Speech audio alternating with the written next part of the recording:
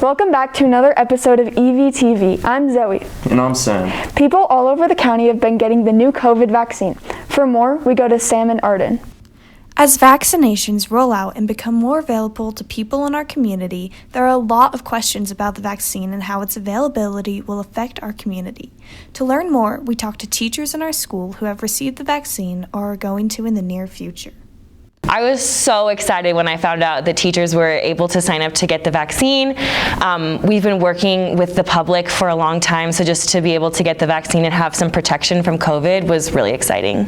I was really excited. I'm glad that, there's a little bit of a light at the end of the tunnel. The sign-up process has been set up so it's easy to navigate. It was relatively straightforward. I was really impressed. So we got an email to register, and then we got a separate email to sign up for our spots. And then they had different time slots that you could go and sign up. They made sure that you were available for your second dose before you could sign up for the first dose. And then it was just easy sailing, and the vaccine process was really awesome too.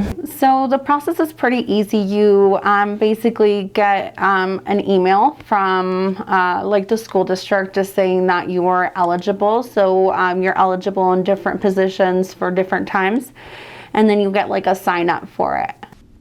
As with many vaccines, there has been some side effects.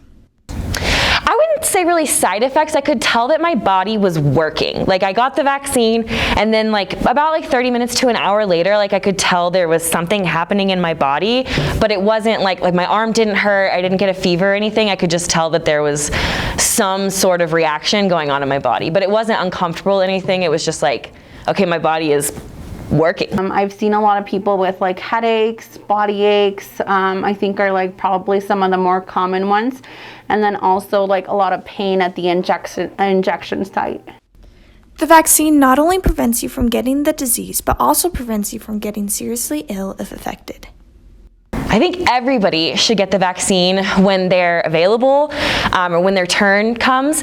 As you know, we need 75 to 85% of the population vaccinated to reach herd immunity. So it's really important for people to trust the science and get the vaccine so we can get back to a more normal life. I definitely think everybody who can should. It's an opportunity to not only protect yourself, but everyone else around you. I think there will be less teachers that are out with COVID, and teachers won't have to necessarily quarantine if they have a COVID positive student in their class. So I think it will make just the overall day-to-day life of school more streamlined, less subs, and just more reliable classes whenever the teachers are fully vaccinated. So hopefully once, everyone has that vaccine, it'll be able to allow us to come back to a little bit more of a normal routine that I know that we all deeply miss. I think there's an incredible value to this vaccine. As some people know, this is Pfizer and Moderna made a messenger RNA vaccine. So this is a new technology. It's been in the work for about 20 years. They had to overcome some hurdles to get this vaccine to work, but once they figured out the logistics of how to get a messenger RNA into the cells, then the body can make the spike proteins and then make antibodies.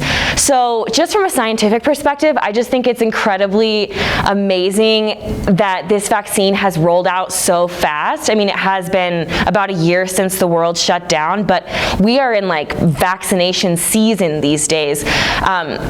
So I just want to commend the scientists and all of the people that are working logistics of getting vaccines into arms, because it's amazing what we as humans have accomplished in the last year. I'm just super happy, to be able to have this opportunity to, get vaccinated once it is my turn and I'm able to do that. And just hoping that everyone else can sign up and get it and just be protected. The vaccine is clearly going to make an impact in our community, and we are excited to see where everything goes. This has been Arden and Sam. Now that we're over a year into the COVID-19 pandemic, the amount of disposable masks being littered has increased dramatically. For more, we go to Otto and Zosha. When the world shut down for coronavirus, the Earth was presented with a unique opportunity to open back up. Satellites from space helped pick up different data around the world, showing empty roads as people were still doing everything they could to not be out in the streets. According to recent 2020 research from NASA, the lack of traveling from transportation, such as cars, was reduced in areas by almost 20%. Here in Eagle County, experts around the valley have reported similar observations of decrease in the air pollution due to lack of traveling. Yeah, so I think the pandemic has affected pollution in a few different ways. I mean, of course, you can kind of look at how much we're driving and maybe flying less, and the effect that that has on like greenhouse gas emissions and kind of our air pollution. However, since the stay-at-home orders ended, trash pollution has increased, part of this pollution being disposable masks. Well, there's clearly masks everywhere on the ground and in the ocean and washing up on beaches, and there's been lots of news coverage of all of those things. Disposable masks have been present all over the valley, being left on the ground, on trees, and even in rivers. Yeah, so a big worry is when disposable masks are end up not in the trash, but end up on the ground. If they end up anywhere other than the trash can, they can eventually find their way into our waterways, our streams, and our rivers, which can have a really negative impact on our ecosystems and wildlife. There are various ways to help decrease this mask waste. So first and foremost, make sure that they end up in the trash. They should not be ending up on the street, on our trails, on our mountains. They should be in the trash, also not go in the recycling. It's also not a bad idea to cut the ear loops to make them wildlife safe if they do somehow end up in an area where wildlife can find them. Creating good habits and throwing away our mask is going to create less pollution to ensure a cleaner community. Using a reusable mask is another safe alternative that effectively reduces the amount of waste.